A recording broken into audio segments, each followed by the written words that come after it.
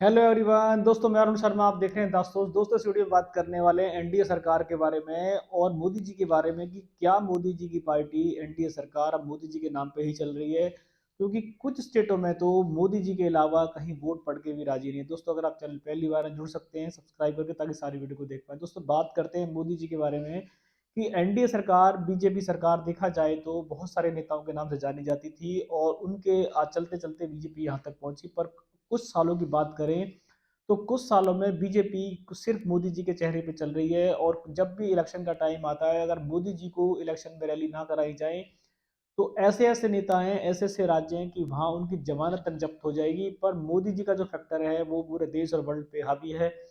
तो देश के नेता, जितने भी बीजेपी के नेता हैं, उनको ये समझने की जरूरत है कि मोदी जी के चेहरे पे मोदी जी को हर बार इलेक्शन में गारंटी दिलवा के कब तक वो सरकारें बनाएंगे। मध्य प्रदेश की बात करें, छत्तीसगढ़ की बात करें, राजस्थान की बात करें, मोदी जी ने वहां पूरा दमखम लगा दिया और इतना दमखम लगाने के बावजूद जब जाके वहां की सरकारों को मोदी जी जिता पाए।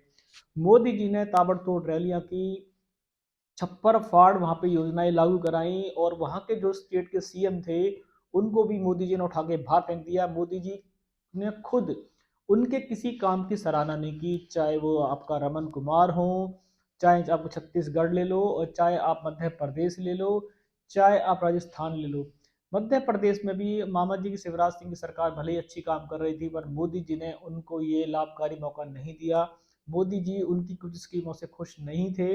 अब बात करें कि मोदी फैक्टर पूरे विश्व पे जो चल रहा है उसका दूसरी पार्टियों पे कितना बुरा असर पड़ने वाला है।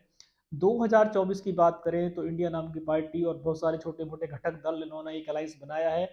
उस अलायंस का एक मतलब बना रहे हैं कि वो मोदी जी को रोकना चाहते हैं। वो कहते हैं कि मोदी जी ने लोकतंत्र की हत्या कर दी है और देश में तानाशाही हो रही है और सिर्फ राम के नाम पे वोट मांग रहे हैं। अब इंडिया गठबंधन जो है वो भले ही मोदी जी को हराने के लिए जोड़ तोड़ कोशिश कर रहा है, पर 2023 में बात करें तो मोदी जी के सामने वो कहीं टिक भी नहीं पाए और बहुत से स्टेटों में तो उनकी बहुत बुरी हार हुई है जो बताने लायक भी नहीं है। मोदी जी इन दिनों की बात करें तो मोदी जी पूरे वर्ल्ड पे हावी हैं और मोदी का फैक्टर जो चल रहा है उसमें बीजेपी गदगद है। बीजेपी को एक बात समझने की जरूरत है कि मोदी जी शायद 2024 का इलेक्शन ना लड़े, क्योंकि उनको और पार्टी को मौका देना पड़ेगा। और 2024 तक मोदी जी जो नेता हैं ऐसे बहुत से, जब जीरो वोटिंग पे बात की गई तो वहां पे लोगों से पूछा गया कि आप किसको वोट देना चाहते हो, तो उनको स्टेट के मुख्यमंत्रियों का तक भी नाम याद नहीं था। उन्होंने कहा बेकार मुख्यमंत्री है, पर हम मोदी जी के चेहरे पे वोट देना चाहते हैं। तो राजस्थान हो, छत्तीसगढ़ हो, मध्य प्रदेश हो और इंडिया हो, अगर मोदी जी को बीजेपी से कुछ टाइम के लिए हटा दिया जाए तो देखा जाए तो बीजेपी जो ये कहती है कि हमने पूरा देश बदल के रख दिया, वो एक खाली सुतला साफ हो जाएगा। क्योंकि मोदी जी ने जितने काम किए हैं या नहीं किए हैं या करना चाहते हैं, पर मोदी जी जनता की जो आवाज है, जनता से जो कनेक्ट होते हैं, उसके कारण वो आज जनता में लोकप्रिय है। और बीजेपी जितनी बड़ी पार्टी थी, मोदी जी ने उसको अपनी रुतबे से और अपने फैक्टर से उसको काफ़ी डेवलप कर दिया है। और मोदी जी को अब उसके बाद अगर देखा जाए तो मोदी जी के बाद बीजेपी में कोई उत्तराधिकारी नहीं है जो मोदी जी की 1% तुलना भी की जा। जो कांग्रेस का आज अगर हम हाल देखें, जिस प्रकार कांग्रेस में राजीव गांधी, इंदिरा गांधी, काफ़ी दिग्गज नेताओं का जमावड़ा था, जैसे ही वो समाप्त हुए कांग्रेस का सुतड़ा साफ होता चला गया। आज भी कांग्रेस के पास बहुत गंभीर अच्छे नेताओं की भारी कमी है। उसी प्रकार से अगर बीजेपी में देखा जाए तो मोदी जी के बाद बीजेपी को संभालने वाला कोई ऐसा नेता नहीं है, क्योंकि जिस तरीके के नेता जीत रहे हैं उनको उनकी जीत नहीं कहा जा सकता। वो सिर्फ एक मोदी चेहरे की और कमल की जीत कहा जा सकता है। बहुत से लोगों में जब हमने चुनाव पोलिंग पे बात की तो जन जन यही कहता था कि अगर हमारा मुख्यमंत्री आ जाए तो हम इसको पत्थर मार देंगे, हमारे मुख्यमंत्री ने कोई काम नहीं दिए, पर मोदी जी के लिए जरूरी है इसको जिताना। तो लोगों की जो आत्मा है, जो लोगों का कनेक्ट है, जिस तरीके से लोग मोदी जी से कनेक्ट हुए हैं, मोदी जी अगर ये कहते हैं मेरी गारंटी, तो उस गारंटी का मतलब लोग दिल पे ले जाते हैं और इलेक्शन जीत जाता है।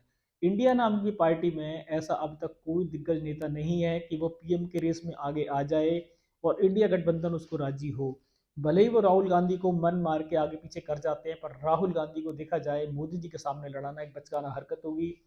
राहुल गांधी का और मोदी जी का मुकाबला किसी भी रूप में सही नहीं होगा। वो एक दिग्गज नेता है और उन पे एक्सपीरियंस का भंडार है, और राहुल गांधी को देखा जाए तो उन्होंने अभी एक्सपीरियंस की पाठशाला नहीं खोली है और उनके पास अभी इस तरीके का चुनाव लड़ने का चेहरा नहीं है। फिर भी कांग्रेस पार्टी आए दिन राजीव गांधी के पुत्र राहुल गांधी को प्रधानमंत्री के खिलाफ खड़ा कर देती है, जो एक गलत फहमी और नमूना कई बार साबित हो जाता है। अभी राहुल गांधी को प्रधानमंत्री के अलावा सरकार को संभालने की जरूरत है, अपने नेताओं को संभालने की जरूरत है, और जो उनके पास दिग्गज नेताओं का जमावड़ा है उन नेताओं को मौका देने की जरूरत है जो कांग्रेस में काफी टाइम से प्रयत्न कर रहे हैं। पर कांग्रेस पार्टी में शुरू से ही परिवारवाद रहा है, जो विपक्ष कहता भी है, ऐसा है भी, देखा भी गया है कि वहां पर सिर्फ परिवारवाद को ज्यादा सही तवज्जो दी जाती है। अगर राहुल गांधी को समय रहते तवज्जो दी गई होती और प्रियंका गांधी को समय रहते कमान दी गई होती तो शायद कुछ कर पाते, पर वो इन दिनों दोनों बहन भाइयों ने जितना जोर मोदी जी के खिलाफ लगाया 2023 के इलेक्शन में, शायद कहीं से भी इनका विजय हासिल नहीं हो पाई है। पर मोदी जी में सबसे बड़ी खासियत ये है कि वो पूरी पार्टी को लीड कर रहे हैं, और बीजेपी पार्टी को समझने की जरूरत है कि मोदी जी के चेहरे पे हर बार इलेक्शन जीतना ठीक नहीं है, उन्हें ग्राउंड जीरो पे काम करना होगा। और मोदी जी को जितना रैलियों में बुलवाते हैं, अगर वो खुद काम करके दिखाएं तो शायद मोदी जी को दिल्ली से ही हाथ हिलाने से बीजेपी की सरकार बन जाएगी। मोदी जी को खुद पता है कि बीजेपी की सरकार में भी कांग्रेस की तरह बहुत सारे ऐसे मंत्री हैं जो सिर्फ मेरी शक्ल पे जीतते हैं, तो इस बार उन्होंने उनका सुतला साफ करना शुरू कर दिया है। जैसे कि आप देख सकते हैं, शिवराज सिंह चौहान को रिपीट नहीं किया गया। मध्य प्रदेश की बात कर लेते हैं, बिल्कुल रिपीट नहीं किया। छत्तीसगढ़ की बात करें, रमन सिंह जो बीजेपी के राज में भी अपनी सीट नहीं निकाल पाए, उनको साफ कर दिया गया। राजस्थान की बात करें तो सबसे बड़ा दिग्गज चेहरा थी वसुंधरा राजे। मोदी जी को जब लगा कि ये घर से सरकार चलाती हैं और इनके खिलाफ काफी खिलाफ वोटिंग है और बम्पर गुटबाजी, इनके नेता खुश नहीं है, तो मोदी जी ने एक सेकंड में अपनी गारंटी पे राजस्थान को चुनाव जीत लिया और वसुंधरा राजे को बाहर का रास्ता दिखा दिया।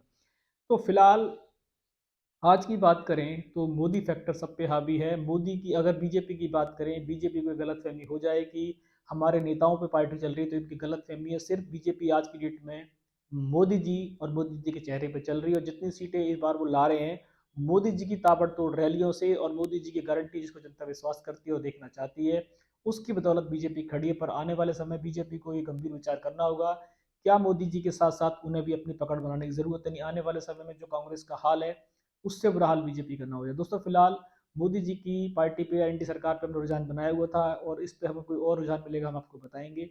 अगर आपने अब तक हमारी कोई डिबेट नहीं देखी है तो देख सकते हैं। मेरा चैनल है द सोच, अरुण शर्मा। मिलूंगा नई सोच के साथ, तब तक अपना ध्यान रखें। नमस्कार।